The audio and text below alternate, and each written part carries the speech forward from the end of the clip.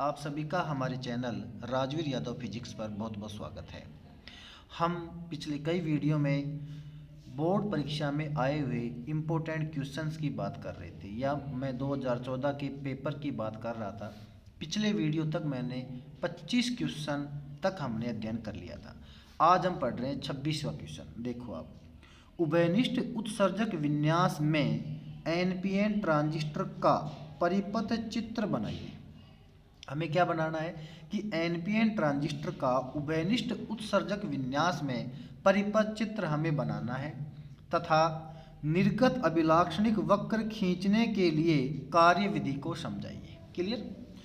देखो ध्यान से, एनपीएन ट्रांजिस्टर का उभयनिष्ठ उत्सर्जक विन्यास की मैं बात करूं तो देखो आप, ये ट्रांजिस्टर है। कौन सा ट्रांजिस्टर है? एनपीएन ट्रांजिस्टर है।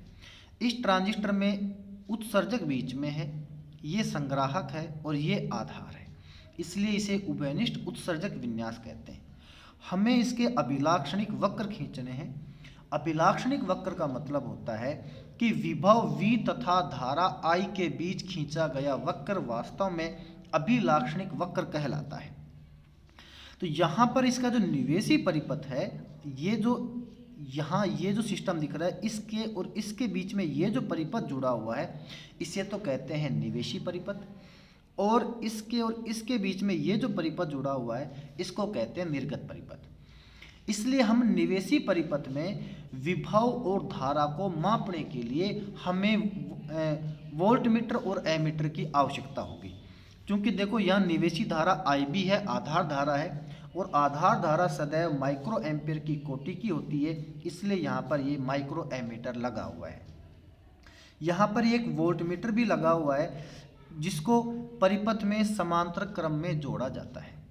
इसके अलावा यहाँ पर ये बैटरी है, जिसको हम VBB के नाम से रिप्रेजेंट कर रहे हैं, क्योंकि जब तक बैटरी नहीं लगेगी वोल्टमीटर एमीटर काम नहीं करेंगे और परिपथ चालू नहीं होगा, ट्रांजिस्टर काम नहीं करेगा।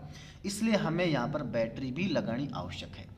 बैटरी की तरफ अगर ध्यान दो आप, देखो करंट इस प्रकार से अंदर जा रही है, IB की डायरेक्शन ये है, इसका मतलब यहाँ ऊपर बैटरी का पॉजिटिव सिरा होना चाहिए और बच गया जो नेगेटिव सिरा नीचे होना चाहिए। और बैटरी को इस B को देखते हुए VBB नाम दिया गया है, और बैटरी के ऊपर ये तीर का निशान लगा रखा है। इसका मतलब है कि बैटरी के साथ एक धारा नियंत्रक भी जुड़ा हुआ है। यहाँ मैं बात करूँ तो देखिएगा, एक वोल्टमीटर मैंने यहाँ लगा दिया है, जो आपको चित्र में दिख रहा है। चूंकि इसका ऊपर का सिरा बैटरी के पॉजिटिव से जुड़ा है, इसलिए ये पॉजिटिव है, और नेगेटिव सिरा बैटरी के नेगेटिव से जुड़ा है, इसलिए ये नेगेटिव है। इसका नाम लिखा मैंने VBE, तो V से मतलब तो वोल्टमीटर हो गया, B यहाँ से उठाया, E यहाँ से उठाया, तो B से बनता है आधार, E से बनता है उत्सर्जक, तो ये हो गया आधार उत्सर्जक वोल्टता VBE। तो VBE को मापने के लिए परिपथ में समांतर क्रम में एक वोल्टमीटर लगा रहता है। इसी प्रकार जो निवेशी परिपथ में करंट को मापने के लिए एक माइक्रो एमीटर लगा हुआ है। साथ में हम देखें तो देखो, ये पॉजिटिव सिरा आगे चल के इस पॉजिटिव सिरे से जुड़ रहा है, इसका मतलब ये पॉजिटिव और बच गया जो नेगेटिव है। बीच में उत्सर्जक उभयनिष्ठ है। उत्सर्जक जो उभयनिष्ठ है, इसकी वजह से यहाँ पर हम भू संपर्कित इसको कर रखा है। आगे मैं बात करूं तो यहाँ अब निर्गत परिपथ में एक बैटरी हमने लगाई, जिसको नाम दिया मैंने VCC, क्योंकि संग्राहक C को देखते हुए मैंने इसका नाम VCC रखा है। अब इसमें IC धारा जो कि अंदर जा रही है, इसका मतलब यहाँ बैटरी का पॉजिटिव होना चाहिए और यहाँ बैटरी का नेगेटिव होना चाहिए, तभी ऐसा संभव है। IC धारा जो कि संग्राहक धारा है, वो मिली एम्पियर की कोटि की होती है, इसलिए एक मिली एमीटर यहाँ पर परिपथ में श्रेणी क्रम में लगाए रखते हैं, और ये IC है। साथ में संग्राहक उत्सर्जक वोल्टता VCE यहाँ पर लगा हुआ है। अब इसकी डेफिनेशन की बात कर लो आप।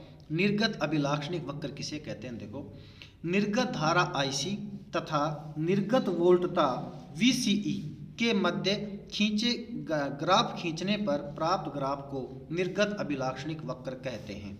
तो देखिएगा, ये तो IC है जो कि मिली एम्पियर की कोटि में बह रही है यहाँ पर, और ये VCE जो कि वोल्टेज में है। इसके बीच जब ग्राफ खींचते हैं, कुछ ऐसा ग्राफ प्राप्त होता है। इस ग्राफ पर IB का मान 10 माइक्रो एम्पियर फिक्स है। तो देखो, ये इसमें एक ग्राफ इसका 10 माइक्रो एम्पियर के हिसाब से बना। जब IB की वैल्यू 20 माइक्रो एम्पियर सेट की तो ग्राफ ये बनेगा, और जब IB की वैल्यू 30 माइक्रो एम्पियर सेट की तो ग्राफ ये बनेगा। ये तीन ग्राफ के तीन हिस्से हैं, ये संतृप्त क्षेत्र है, ये अंतक क्षेत्र है और ये सक्रिय क्षेत्र है। ये इसके तीन क्षेत्र हैं। आगे देखो, IB के किसी निश्चित मान के लिए धारा नियंत्रक की सहायता से विभव VCE तथा धारा IC के विभिन्न मान प्राप्त करते हैं। अब IB का मान परिवर्तित करते हैं, फिर विभव VCE तथा धारा IC के विभिन्न मान प्राप्त करते हैं। यह प्रक्रिया 4-5 बार दोहराते हैं। प्राप्त मानों से ग्राफ खींचते हैं। प्राप्त ग्राफ को निर्गत अभिलाक्षणिक वक्र कहते हैं। क्लियर? आगे बढ़ो। अगला सवाल है न्यूमेरिकल हमारा एक 2700, इसके साथ भी रिपीट लगा रखा है। इसका मतलब किसी न किसी और साल में ये पूछा हुआ है। 3 सेमी आकार की कोई वस्तु 40 सेमी वक्रता त्रिज्या के, तो आर का मान कितना है? 40 सेमी है, के किसी अवतल दर्पण से 30 सेमी दूरी पर स्थित है। दूरी कितनी है इसकी? अवतल दर्पण से 30 सेमी की दूरी पर। दर्पण अवतल है तो सामने रहेगा तो माइनस का चिन्ह भी आएगा, तो u बराबर हो गया -30। दर्पण से प्रतिबिंब की दूरी व आकार को ज्ञात कीजिए, तो दूरी पूछ रहा है, v पूछ रहा है, आकार पूछ रहा है, एवं प्रतिबिंब की प्रकृति भी समझाइए। ये 1 + 1 + 1 बराबर 3 नंबर का सवाल है। तो ये हमसे कहना चाह रहा था कि r का मान तो 40 सेमी है, और जब ये 40 सेमी है तो फोकस दूरी इसकी आधी हो जाएगी जो कि 20 सेमी है। u का मान है -30 सेमी और v की वैल्यू हमसे पूछना चाह रहा है। क्योंकि बात यहाँ पर सारी दर्पण की हो रही है तो दर्पण समीकरण हम लगा देंगे कि 1/u + 1/v बराबर 1/f। इन सबको सोल्व करें अगर हम, तो 1/-30 + 1/v बराबर 1/-20, 1/v बराबर -1/20 + 1/30। क्लियर? या 1/v बराबर 1/30 - 1/20। सोल्व करो, 60 लघुत्तम आ जाएगा, तो यहाँ हो जाएगा 2 - 3, इस वजह से हो गया -1/60। तो v की वैल्यू हो गई -60। यहाँ पर देखिएगा, तो v बराबर हो गया -60 सेमी। अतः प्रतिबिंब दर्पण के आगे 60 सेमी दूरी पर बनेगा। क्लियर? आवर्धन m बराबर होता है -v/u होता है, तो m बराबर हो गया -v की जगह -60, u की जगह -30 बराबर हो गया प्लस, तो ये हो गया -2। अतः प्रतिबिंब 2 गुना आवर्धित होगा, वास्तविक होगा और उल्टा बनेगा। प्रतिबिंब का आकार क्या होगा? देखो 2 गुना आवर्धित हो गया है तो 3 सेमी आकार का बिंब था, तो प्रतिबिंब हो जाएगा 3 × 2 बराबर 6 सेमी आकार का। इसके अथवा में भी एक क्वेश्चन आया था, वो पढ़ लीजिए आप, कि ये भी रिपीट है, एग्जाम में फिर कभी पूछा हुआ है।